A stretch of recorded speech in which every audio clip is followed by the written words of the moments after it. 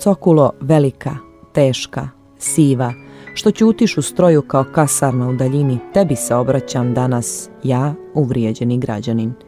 Ti si mene gazila, gnječila, ja sam bio pred tobom skot podjarnjeni.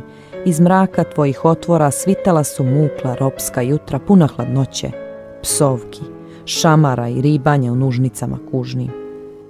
O krvavoga ponižavanja koje čovjek spušta na ljigavi puzeći prah. Ja se još stidim da sebe pogledam, još sam popljuvana, obeščašćena njuška.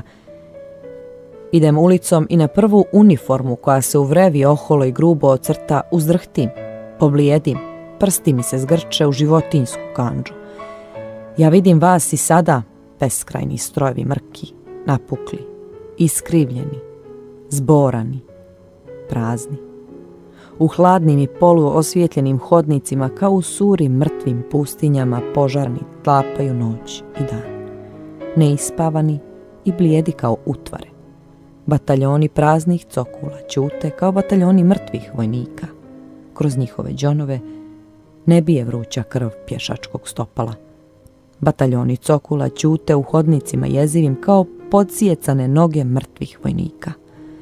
Za njih čavli mrki, vuči podmukli zubi mrve u mojoj izmučenoj svijesti, još svijetle radosti, još žalosne ostatke čovjeka i građanina.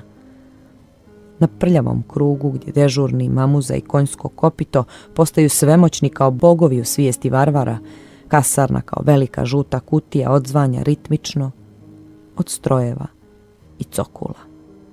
U sivim, kišljivim lokvama na krugu kasarna se ljulja sa bezbroj šamara, psovki, nužnika i snova.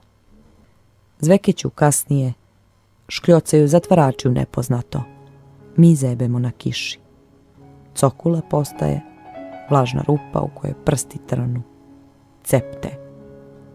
Mirno, sastavi kopito, majku ti zaraženu, peta o petu puca, prsi se junački isturaju van. Ne trepćemo, ne dišemo. Kapetanova kobila bijesnih sapi propinje se kao morski val.